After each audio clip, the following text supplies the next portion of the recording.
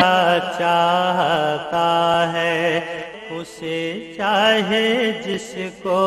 خدا چاہتا ہے۔ اعوذ باللہ من الشیطان الرجیم، بسم اللہ الرحمن الرحیم۔ پروگرام شرعی احکامات اور زکوٰۃ کے دیگر مسائل کے ساتھ آپ کی خدمت میں ایک دفعہ پھر حاضری کا شرف حاصل ہے۔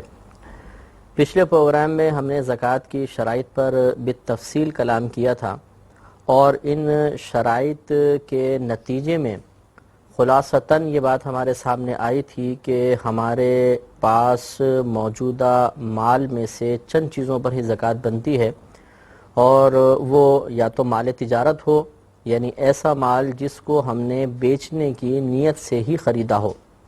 یا پھر وہ روپیہ ہو، یا سونا ہو، اور یا چاندی ہو۔ تو چار قسم کے مال ہمیں یاد رکھنے ہوں گے، اور ان چار چیزوں کو ملحوظ رکھ کر بقیہ اشیاء پر زکوٰۃ کے واجب ہونے یا نہ ہونے کے احکام معلوم کرنے ہوں گے۔ چونکہ عموماً سونا اور چاندی خواتین کے پاس ہوتا ہے، اور خواتین ان مسائل میں بہت زیادہ پریشانی کا شکار ہوتی ہیں، تو چند مسائل خصوصی طور پر میں چاہوں گا کہ سونا چاندی کے بارے میں، اور چند مسائل مال تجارت کے بارے میں، اور کچھ قرض کے بارے میں دوبارہ میں عرض کرنا چاہوں گا، جو ایک طرح سے نئے مسائل ہیں، پچھلے وہ مسئلے نہیں ہیں، اور ان چیزوں سے متعلق ہیں، اس لیے بہت توجہ کے ساتھ ان کو سماعت فرمائیے۔ ترمذی شریف کی روایت ہے کہ ایک خاتون نبی کریم صلی اللہ علیہ وسلم کی خدمت میں حاضر ہوئی، ان کے ہاتھ میں سونے کے کنگن تھے۔ نبی کریم صلی اللہ علیہ وسلم کی نگاہ مبارکہ ان پر پڑ گئی، تو آپ نے ان سے دریافت فرمایا کہ کیا تم اس کنگنوں کی زکوٰۃ ادا کرتی ہو؟ تو عرض کی جی نہیں۔ فرمایا کہ اس کی زکوٰۃ ادا کرو، کیا تم اس بات کو پسند کرتی ہو کہ اللہ تعالیٰ تمہیں آگ کے کنگن پہنائے؟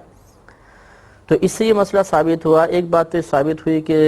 سونے چاندی وغیرہ پہ زکوٰۃ لازم ہوتی ہے۔ دوسری بات یہ کہ اگر سونے چاندی کو پہنا ہو، یعنی بطور زیور استعمال کر رہے ہوں، تب بھی ان پر زکوٰۃ لازم ہوگی، اور اگر کوئی ان کی زکوٰۃ ادا نہیں کرے گا تو اللہ تبارک و تعالی انہیں بروز قیامت آگ کے کنگن پہنائے گا، آگ کے زیور پہنائے گا۔ لہذا خواتین کو خاص طور پہ چاہیے کہ اپنے دل بڑا کر کے زکوٰۃ ادا کرنے کی کوشش کریں۔ بعض ہماری بہنیں حساب ہی نہیں کرنا پسند کرتی ہیں، بعض کرتی ہیں تو کہتی ہیں کہ ہم پہ زکوٰۃ تو بن گئی، لیکن ہمارے پاس کیش پیسہ نہیں ہے کہ ہم زکوٰۃ ادا کریں۔ تو پہلی بات تو یہ کہ ایک بات یاد رکھیے کہ ہم نے آپ کو پہلے بتایا تھا کہ سونا اور چاندی میں نصاب کی مقدار مختلف ہوتی ہے۔ سونے میں دیکھا جاتا ہے کہ اگر آپ کے پاس 7.5 تولہ سونا ہے اور اس پہ پورا سال گزر گیا تو زکوٰۃ لازم ہوگی۔ اسی طرح اگر چاندی ہے تو دیکھا جائے گا کہ 52.5 تولہ چاندی ہے اور اس پہ پورا سال گزر گیا تو زکوٰۃ لازم ہوگی۔ لیکن یاد رکھیں کہ اگر سونا تھوڑا ہے، مثلا 1 تولہ ہے، 2 تولہ ہے، تو اب اس کا مطلب یہ نہیں ہے کہ چونکہ 7.5 تولہ سونا مکمل نہیں تو زکوٰۃ نہیں بنے گی، بلکہ اب یہ دیکھا جائے گا کہ آپ کے پاس مزید اور ایسا مال موجود ہے کہ جس پر زکوٰۃ بنتی ہو۔ اگر ایسا ہے تو اسے اس سونے کے ساتھ ملایا جائے گا، اور پھر دیکھیں گے کہ زکوٰۃ کے برابر مقدار بنی یا نہ بنی۔ مثال کے طور پہ آپ کے پاس 1 تولہ سونا ہے جس کی قیمت مثال کے طور پر بالفرض 10,000 روپے ہے، اور کچھ کیش پیسہ بھی ہے، مثلا 20,000 روپے ہیں، تو کل یہ ہو گئے 30,000 روپے۔ اب 30,000 یقینی سی بات ہے کہ اس 30,000 سے آپ 52.5 تولہ چاندی خرید سکتی ہیں، تو گویا کہ آپ کے پاس مقدار نصاب موجود ہے۔ لہذا اب اگر یہ مقدار نصاب موجود ہے تو سال شروع ہو جائے گا، اور سال کے اختتام پر بھی اگر یہ چیزیں موجود ہیں یا ان میں مزید اضافہ ہو چکا ہے تو اس کا 2.5% ہمیں زکوٰۃ نکالنی ہوگی۔ اس لیے بہنیں خوب اچھی طرح حساب کریں، آپ کے پاس جو سونا ہے، چاندی ہے، آپ اس کی موجودہ قیمت نکال لیجئے۔ موجودہ قیمت نکالنے کے بعد اگر آپ کے پاس روپیہ وغیرہ ہے اسے بھی اس کے ساتھ ملا لیجئے، اور پھر دیکھیے اگر 9,500 یا 10,000 روپے بنتے ہیں تو یہ اسلامی تاریخ آپ نوٹ کر لیں، گویا کہ آپ کا سال شروع ہو جائے گا۔ جب اگلے سال یہی اسلامی تاریخ آئے تو اس وقت جتنا سونا ہے، جتنا چاندی ہے، جتنا کیش آپ کے پاس ہے، سونا چاندی کی 1 سال بعد والی قیمت اور کیش اس کے ساتھ ملا کر کل کا 2.5% آپ زکوٰۃ نکالیے گا۔ اور یہ عذر بیان کرنا کہ بعض بہنیں کہتی ہیں جی ہمارے پاس کیش پیسہ ہی نہیں، ہم کہاں سے دیں، تو یہ عذر اللہ تعالیٰ کی بارگاہ میں مقبول نہیں ہے۔ جب سونے پر یا چاندی پر سال گزر گیا تو زکوٰۃ واجب ہو گئی، اب اس کی ادائیگی میں تاخیر کرنا گناہ ہوتا ہے۔ لہذا حکم شرعی تو یہی ہے کہ آپ اگر کیش آپ کے پاس موجود نہیں تو اس سونے کے ذریعے آپ زکوٰۃ ادا کریں، یا کچھ سونا بیچیں اور بیچ کے اس رقم کو بطور زکوٰۃ کسی کو آپ دیں، یہ واجب ہے۔ اگر اس میں تاخیر کریں گی تو یہ بخل کی علامت ہے، اور زکوٰۃ اللہ تبارک و تعالی نے واجب ہی اس لیے کی ہے کہ اس کا ایک بڑا سبب بخل کو دور کرنا ہے۔ لہذا جب بخل دور ہی نہیں ہو رہا تو اس کا مطلب یہ ہے کہ زکوٰۃ سے مکمل طور پہ استفادہ میں حاصل نہیں ہو رہا اور ہم مستحق عذاب ہو جائیں گے۔ ہاں یہ ہو سکتا ہے کہ کسی بہن کے پاس زیور ہیں، کیش پیمنٹ بالکل بھی نہیں ہے اور کیش پیسہ وغیرہ نہیں ہے، اور اب وہ زکوٰۃ ادا کرنا چاہتی ہیں اور نہیں چاہتی کہ میرے سیٹ وغیرہ خراب ہوں، تو وہ اپنے شوہر سے کہہ سکتی ہیں کہ آپ میری طرف سے زکوٰۃ ادا کر دیں۔ مثلا اس کل سونے کے اوپر 10,000 روپے زکوٰۃ بنی بالفرض، تو وہ شوہر سے ریکویسٹ کریں، اگر شوہر ان کی طرف سے 10,000 ادا کر دیتے ہیں تو زکوٰۃ ادا ہو جائے گی۔ یا پھر وہ اگر شوہر کہتے ہیں میں تو نہیں دیتا ہوں، ہاں میں تمہیں قرضہ دے دیتا ہوں، تو یہ بھی صورت ایک ہو سکتی ہے کہ آپ قرضہ لے لیجئے اور اسے بطور زکوٰۃ ادا کریں، پھر جب آپ کے پاس پیسہ آئے تو وہ شوہر کو دے دیں، اس طرح آپ کا سیٹ بھی بچ جائے گا اور زکوٰۃ بھی ادا ہو جائے گی۔ یہ بھی ایک بات یاد رکھیے گا کہ سونا چاندی کے جو سیٹ وغیرہ بنے ہوتے ہیں ان میں وزن کا اعتبار ہوتا ہے، قیمت کا اعتبار نہیں ہے۔ لہذا مثال کے طور پر اگر آپ کے پاس اگر ڈلی کی شکل میں سونا ہوتا اور 7.5 تولہ سونا ہوتا مثال کے طور پر، اس کی قیمت بالفرض بنتی ہے 75,000 روپے۔ فرض کر رہے ہیں، میں جو قیمت صحیح معلوم نہیں، سونا آپ کے پاس ہے ڈلی کی شکل میں تو اس کی قیمت بنی 75,000 روپے، لیکن آپ کے پاس ایک سیٹ بہت ہی خوبصورت بنا ہوا ہے اور وہ سیٹ ہے فقط 2 تولے کا، لیکن اس کی قیمت 75,000 روپے ہے۔ اب آپ نے کہا کہ ارے 7.5 تولہ سونا کی قیمت 75,000 روپے اور اس سیٹ کی قیمت 75,000 روپے، تو اس پر بھی زکوٰۃ بن گئی۔ ایسا نہیں ہے، اصل میں سونے میں بناوٹ کا، بنائی کا، موجودہ قیمت جو بازار میں اس کے ریٹ چل رہے ہیں اس سیٹ کے، اس کا اعتبار ہے ہی نہیں، وزن کا اعتبار ہے۔ لہٰذا اگر آپ کے پاس بالفرض 3-4 تولہ کا سیٹ ہے اور اس کے علاوہ کوئی چاندی یا کیش پیمنٹ آپ کے پاس نہیں ہے، تو اب وہ سیٹ چاہے لاکھوں روپے کا ہو، آپ کے اوپر زکوٰۃ نہیں بنے گی۔ تو معلوم یہ ہوا کہ سونا اور چاندی کے زیورات میں بھی وزن کا اعتبار ہے۔ 7.5 تولہ سونا یا 52.5 تولہ چاندی کا سیٹ ہوگا تب اس پہ زکوٰۃ بنے گی، اگر ایسا نہیں ہے تو زکوٰۃ پھر نہیں ہوگی۔ ہاں وہ مسئلہ آپ یاد رکھیں کہ اگر بالفرض کم ہے، 2 تولہ کا سیٹ ہے، تو پھر دیگر اگر آپ کے پاس مال ہے اس کے ساتھ مل کر زکوٰۃ بن جائے تو ایک الگ بات ہے، لیکن اگر سونا اور چاندی کی ہی شکل میں ہے اور یا صرف سونا ہے صرف چاندی ہے تو ہم اس میں وہی مقدار نصاب دیکھیں گے، وزن کا اعتبار کریں گے، قیمت کا اعتبار نہیں ہوتا۔ ایک مسئلہ یہ بھی یاد رکھیے گا کہ جب آپ سونا چاندی کی زکوٰۃ نکالنا چاہیں، ایک تو ہے کہ سال شروع ہو گیا، مثال کے طور پہ آپ کے پاس 7.5 تولہ سونا تھا، سال شروع ہو گیا، اب سال کا اینڈ آیا، اب آپ زکوٰۃ پیسے کے ذریعے ادا کرنا چاہتی ہیں تو اس 7.5 تولہ سونے کی موجودہ قیمت کا اعتبار ہوگا۔ اس وقت آپ بازار میں جا کے ریٹ معلوم کریں اور اس مقام کا اعتبار ہوگا جس مقام پر آپ زکوٰۃ ادا کرنا چاہتی ہیں۔ لہٰذا مثال کے طور پہ اب ایسا نہیں ہے کہ آپ یہ سوچیں 7.5 تولہ سونے کا جو میرے پاس سیٹ ہے یہ آج سے 1 سال پہلے تھا مثلا 60,000 روپے کا، اب آپ نے قیمت معلوم کی تو 1.5 لاکھ روپے کا ہو گیا، تو آپ کہیں میں تو 60,000 پہ زکوٰۃ نکالوں گی، 1.5 لاکھ پر نہیں، یہ غلط ہے۔ موجودہ قیمت کا اعتبار ہوگا۔ دوسرا اسی مقام کا اعتبار ہے جہاں پر آپ زکوٰۃ نکال رہی ہیں۔ لہذا بالفرض آپ یہاں سے چلی گئیں کسی گاؤں وغیرہ میں مثال کے طور پر، اور آپ کا یہ سونا چاندی کا سیٹ ہے شہر میں رکھا ہوا ہے، شہر میں اسی 7.5 تولہ سونے کی قیمت مل رہی ہے 1.5 لاکھ روپے، لیکن گاؤں میں جا کر اس کی قیمت ہو گئی 1 لاکھ روپے، تو آپ کو اس 1.5 لاکھ پر نہیں بلکہ اس موجودہ جس مقام پہ آپ زکوٰۃ ادا کر رہی ہیں اس کی قیمت ادا کرنی ہوگی۔ لہذا جس مقام پر آپ زکوٰۃ نکالنا چاہیں اس مقام پر 7.5 تولہ سونے کی قیمت معلوم کریں اور پھر آپ زکوٰۃ نکال دیں۔ تو خلاصہ کلام یہ ہوا کہ سونا چاندی کی زکوٰۃ ادا کرتے ہوئے موجودہ قیمت کا اعتبار ہوگا اور جس مقام پر آپ زکوٰۃ نکال رہی ہیں اس مقام کا اعتبار ہوگا۔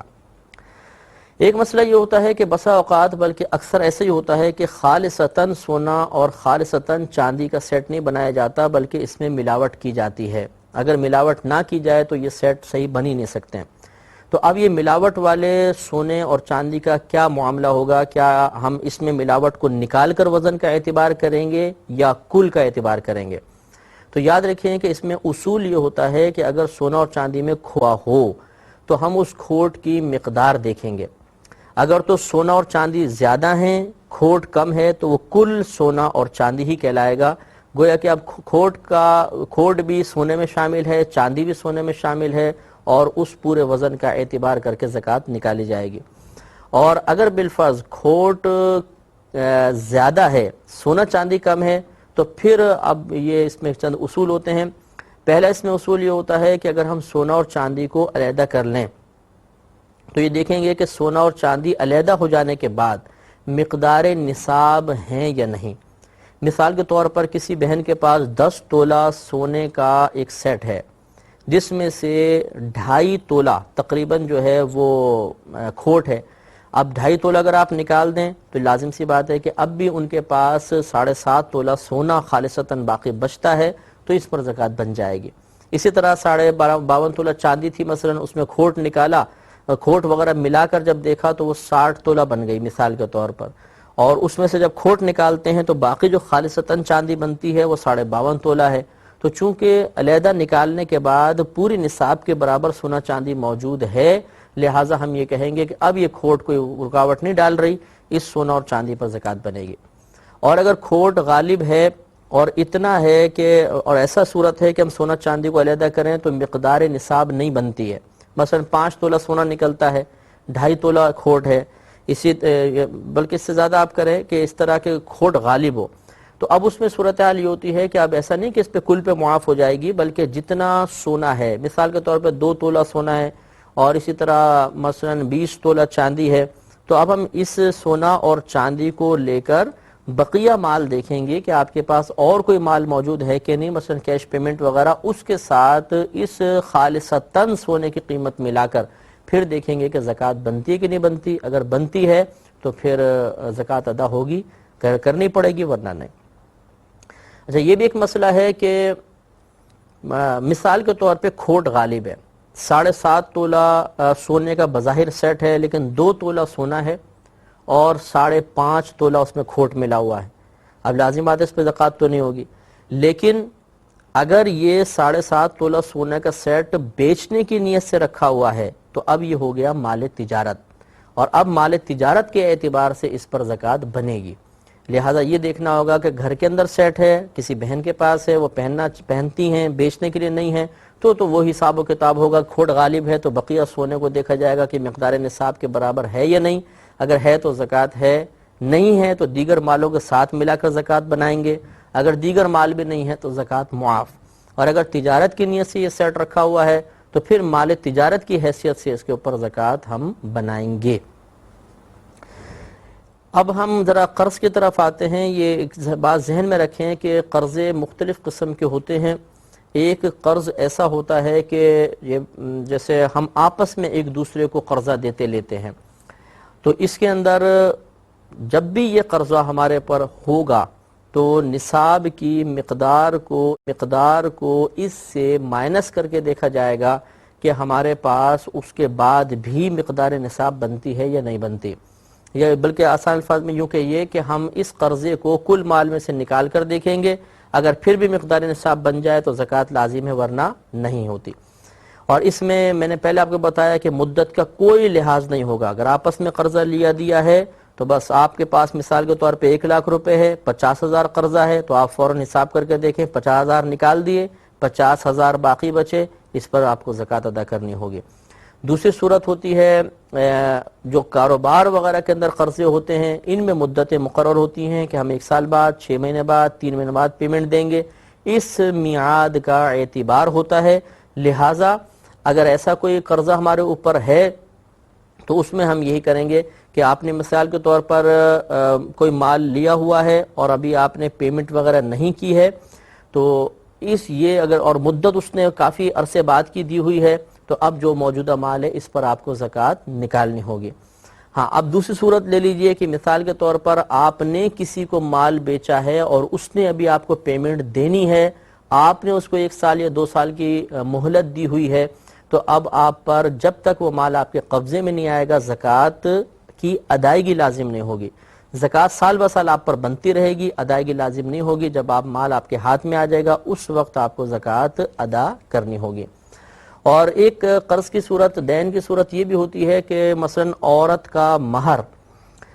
یہ مہر 2 طرح کے ہوتے ہیں، ایک معجل ہوتا ہے عین کے ساتھ، ایک مؤجل ہوتا ہے حمزے کے ساتھ۔ یہ بھی ایک شوہر پر قرض ہوتا ہے جو اس کو عورت کو ادا کرنا ہوتا ہے۔ تو معجل کا معاملہ جو عین کے ساتھ ہوتا ہے وہ تو یہ ہوتا ہے کہ عورت جب مطالبہ کرنا چاہے کر سکتی ہے، لہذا جب یہ کر سکتی ہے تو بظاہر تو ایسا لگتا ہے کہ اس میں بھی وہی معاملہ ہونا چاہیے کہ مرد کے پاس اگر پیسہ ہے تو پہلے وہ عورت کے مہر کی رقم کو مائنس کرے اور پھر دیکھے کہ مقدار نصاب بنتی ہے کہ نہیں بنتی، لیکن شریعت نے مہر والے قرض کا اعتبار نہیں کیا، لہذا مہر چاہے معجل ہو چاہے مؤجل ہو یہ زکوٰۃ کی راہ میں رکاوٹ نہیں بنتا ہے، زکوٰۃ ہر صورت میں ادا کرنی ہی ہوگی۔ تو یہ چند مسائل میں نے آپ کی خدمت میں عرض کیے جو سونے چاندی سے متعلق ہیں اور مال تجارت سے متعلق ہیں۔ ایک اور 2 مسئلے اور اس سلسلے میں میرے ذہن میں ہیں، وہ میں عرض کر دیتا ہوں کہ بسا اوقات سوال کیا جاتا ہے کہ ہم نے پیسے انویسٹ کیے ہیں، کسی کاروبار میں پیسہ لگائے مثال کے طور پر، اور ابھی ہمیں اس پہ کوئی پروفٹ وغیرہ حاصل نہیں ہو رہا، تو کیا یہ جو ہم نے انویسٹ کیا ہے اس پیسے پہ زکوٰۃ بنے گی یا نہیں بنے گی؟ تو یاد رکھیں کہ میں نے آپ کو پہلے بتایا کہ 4 قسم کے مالوں پر زکوٰۃ ہوتی ہے، مال تجارت، سونا، چاندی اور روپیہ۔ تو چونکہ جو پیسہ آپ نے انویسٹ کیا ہے وہ پیسہ ہی ہے، روپیہ ہے، لہٰذا چاہے آپ کو پروفٹ ملے نہ ملے سال بہ سال اس پر زکوٰۃ بنتی رہے گی۔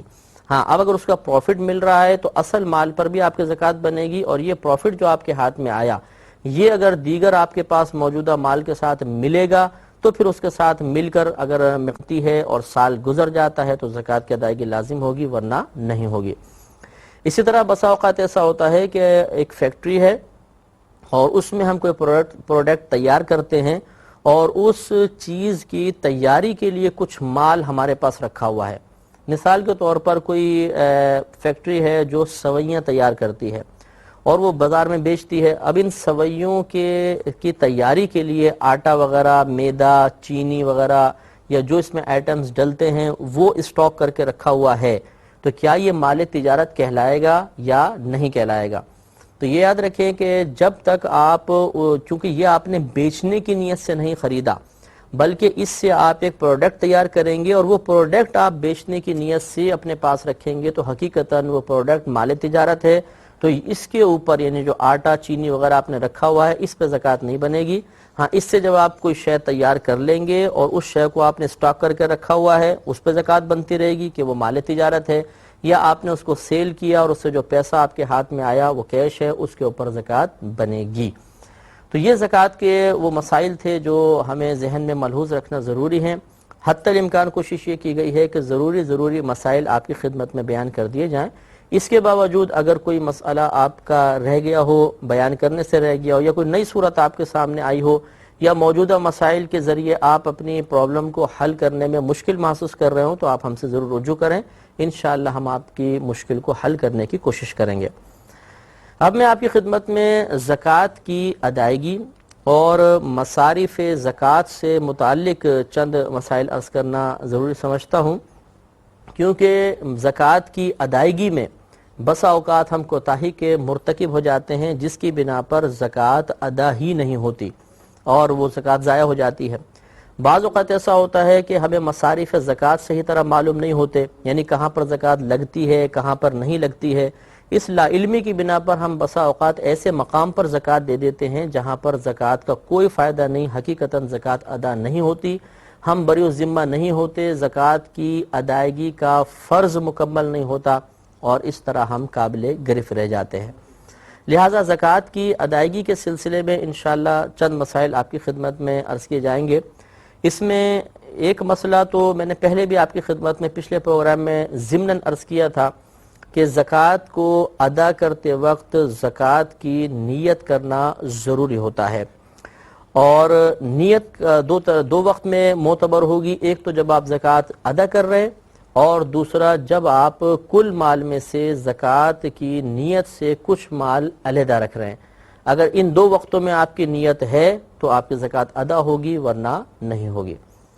چونکہ نیت کے مسائل کثیر ہیں، انشاءاللہ تعالی اگلے پروگرام میں ہم زکوٰۃ کی نیت سے متعلق، زکوٰۃ کی ادائیگی اور اس کے مصارف سے متعلق مسائل آپ کی خدمت میں عرض کریں گے۔ اس وقت تک کے لیے اجازت مرحمت فرمائیں۔